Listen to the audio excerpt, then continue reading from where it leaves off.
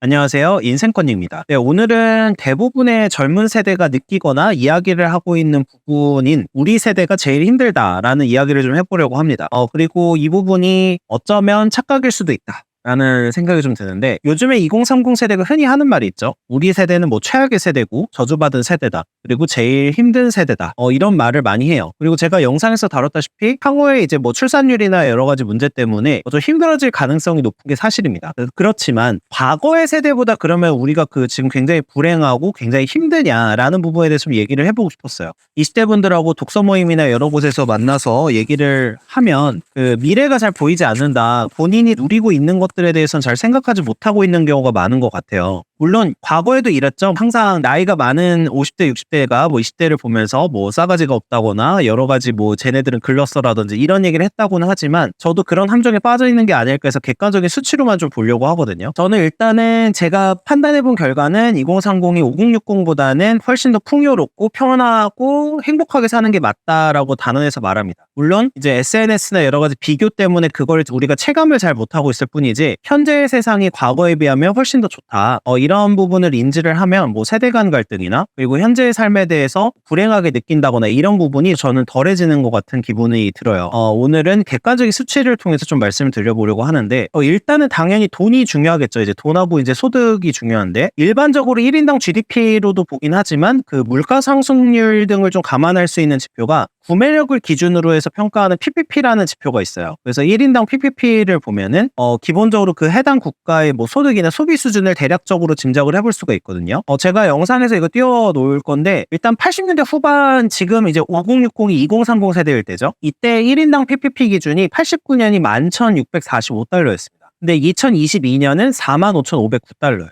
거의 4배 이상 증가를 했고 실제로 주변을 살펴보면은 굉장히 높은 소비 수준을 보이고 있어요. 뭐 가령 예를 들어 볼게요. 90년대 초반에는 치킨 한 마리를 먹는 게 한 달에 한 번 있을까 말까 한 그런 행사였습니다. 그래서 실제로 외식을 하거나 이런 것도 자연스러운 문화가 전혀 아니었는데 주로 집에서 밥을 해 먹었고요. 근데 지금은 치킨 한 마리 시켜 먹는데 사람들이 그렇게 많은 고민을 하지 않을 정도로 기본적으로 벌고 있는 소득이나 실제적인 어떤 물가 같은 기준까지 감안을 해봤을 때도 굉장히 구매력이 높죠. 그래서 이런 생활들을 보이고 있는 것도 단적으로 좀 볼 수 있는 것 같아요. 일단 절대로 밥을 굶어야 되는 시대는 아니라는 거죠. 지금 2030이 이제 잘 체감하지 못하는 부분이 있는데 과거에는 실제로 밥이 없어서 죽는 사람들도 많았습니다. 당연히 뭐 영양이 안 좋으면 건강도 안 좋죠. 그래서 의학적으로도 금방 이제 많이 빨리 사망하실 때가 많았고 수명도 훨씬 더 짧았어요. 근데 지금은 주변에서 밥을 굶는 사람은 목격하기가 쉽지가 않습니다. 인간은 내가 이제 실제로 눈으로 보거나 뭐 경험하지 못하면은 좀 이렇게 체감을 못하는 경우가 많은데 현재는 뭐 기초생활수급자분이라고 하더라도 쌀이나 여러 가지 식량을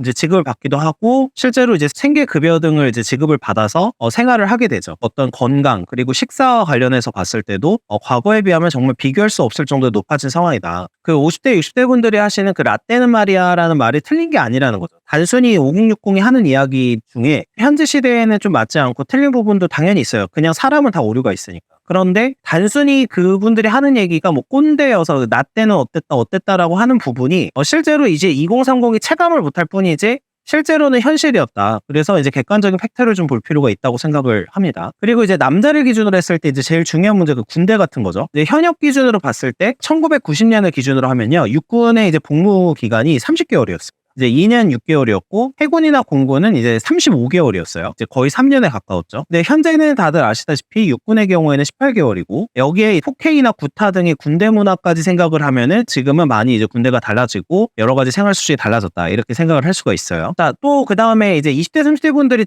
이거 얘기를 하면 놀라는 경우가 많은데 과거에 해외여행 갈 때 정부 허가가 필요했다는 거를 아시는 분 있는지 모르겠어요. 그러니까 관광 목적으로 해외를 갈 때는 89년까지는 정부 허가가 필요했습니다. 근데 1989년에 관광 목적의 출국 허용 연령 기준이 완전히 철폐도 되고 국가의 허가도 이제 필요 없어져서 돈만 있으면 해외여행을 갈 수 있는 시기가 되었어요. 근데 물론 이제 그때는 막 돈이 그렇게 뭐 많은 것도 아니었고 돈을 아껴야 되기 때문에 해외여행을 가는 경우가 일부의 아주 상류층 말고는 없었지만 지금은 돈이 있으면 그냥 언제든지 해외를 갈 수 있는 그런 시대가 된 거고 그때 당시에는 돈이 있어도 국가의 허가를 못 받으면 해외여행이 불가능했습니다. 그 다음에 이제 근로시간에 대한 생각도 좀 해봐야 되는데, 당시 근로시간은 그 주 6일제였죠. 그 30대 초중반 분들은 아실 거예요. 저희 학교 다닐 때 놀토라는 게 있었습니다. 이제 토요일에 원래는 학교에 나가야 되지만 간혹 그 쉬는 토요일이 있었고, 그때가 이제 주 5일제를 차차 도입을 하던 시기였는데, 현재는 주 5일제 근무를 넘어서 이제 주 4일제 근무도 논의되고 있죠. 그러니까 과거에는 주 6일제 근무가 당연시됐고, 솔직히 일요일에도 일하는 경우가 많았어요. 그러니까 이것만 봐도 아까 제가 PPP 기준을 말씀드렸지만, 일하는 시간은 상대적으로 줄어들었고 소득은 훨씬 더 늘어난 상황인 거를 파악을 할 수가 있습니다. 육아휴직 같은 개념도 마찬가지인데, 그때는 애를 낳으면 회사를 그만둬야 되는 그런 상황도 많았고, 워라밸이라는 개념이 특히 없었죠. 성실한 서민과 일반이 이렇게 나눠져 있을 뿐이지 막 워라밸이라는 개념을 얘기하거나 그런 경우도 많지 않았어요. 현재는 학자금 대출이나 어느 정도 장학금 혜택을 통해서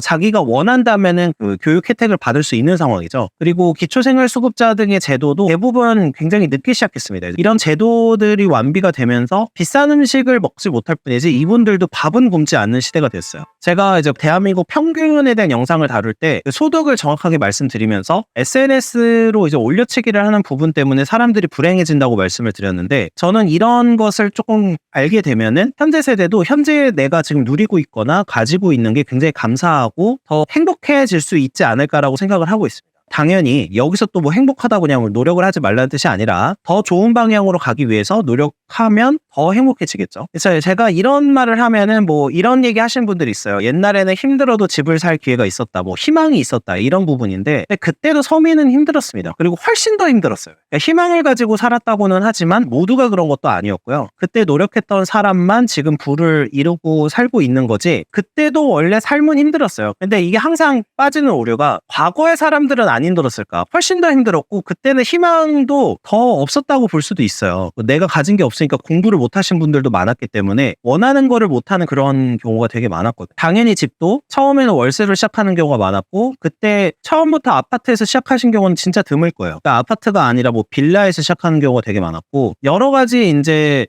그 경제적인 거를 봤을 때 생각할 수 없는, 상상하기 어려운 케이스가 되게 많았습니다. 80대까지 뭐 달동네나 이런 것도 꽤 많았고요. 좋은 조건을 가지고 있음에도 그거를 잘 모르고 알지 못하면 사람은 불행해집니다. SNS에서 나보다 잘 사는 사람들의 삶을 너무 많이 보다 보니까 내가 누리고 있거나 하고 있는 거에 대한 감사함을 너무 모르는 경우가 많은 것 같아요. 그리고 당연히 비교를 하면서 내가 불행해지고 있기 때문에 나라의 탓, 그다음에 기성세대 탓으로 점점 이제 옮아가게 되고, 기성세대의 경우에는 현재 사회 문제 책임이 전혀 없다고 볼 수는 없죠. 당연히 어떤 사회든 문제도 있으니까. 근데 적어도 그때보다는 지금 소득도 높아지고 세상이 더 나아져 있습니다. 그래서 나아져 있기 때문에 이 부분은 분명히 인정해야 되는 부분이 있고, 그분들은 이제 자신의 세대에서 최선을 다해서 노력을 한 거예요. 노력을 했고 그거에 따라서 지금 사회가 변화해 있는 겁니다. 그러니까 과거에 비해서 생활도 좋아졌고 인권도 많이 보장되고 있고, 아까 말씀드린 워라밸이나 뭐 여가에 대한 개념이나, 그러니까 이분들이 이제 과거에 해놨던 노력으로 지금 현재 이렇게 사회가 진행이 된 거죠. 그분들의 노력을 비하할 필요는 전혀 없다고 생각을 하고,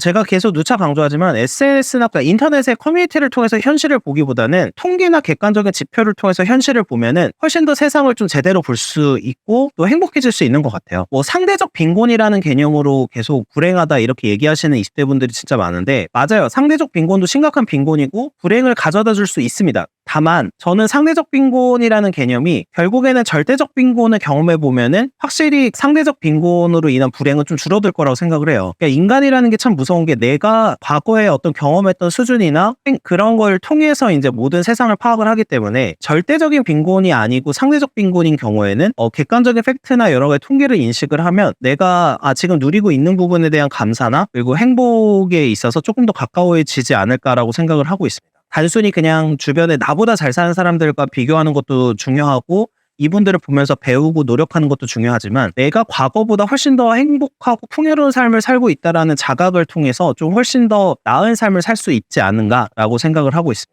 네, 시청해주셔서 감사합니다.